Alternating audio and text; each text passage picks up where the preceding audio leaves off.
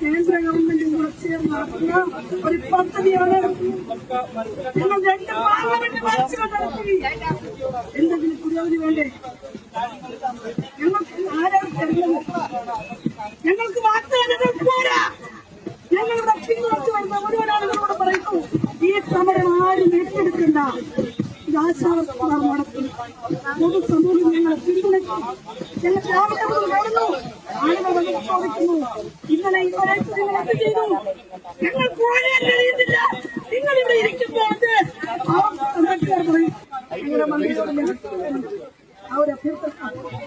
അതിന് മറ്റൊരു യാതൊരു തരത്തിലുള്ള അർത്ഥങ്ങളും ചമയ്ക്കാനും ഞങ്ങൾ കേന്ദ്ര ഗവൺമെന്റിന്റെയോ സംസ്ഥാന ഗവൺമെന്റിന്റെയോ വക്താക്കളല്ല.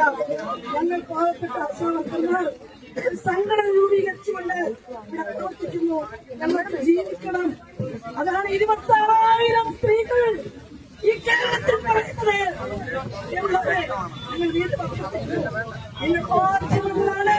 ഞങ്ങളുടെ ഈ സമരത്തെ നിങ്ങളൊരു നാഷണൽ വിഷയം ഒരു ഇന്റർനാഷണൽ അഫയറായി മാറിയിരിക്കുന്നു.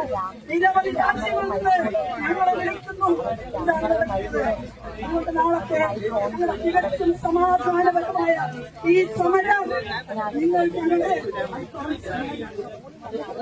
ഇന്നുവരെ ഞങ്ങൾക്ക് പരാതികളില്ല. ഈ മഴ മുഴുവൻ ഞങ്ങൾ സന്നിധാണ്.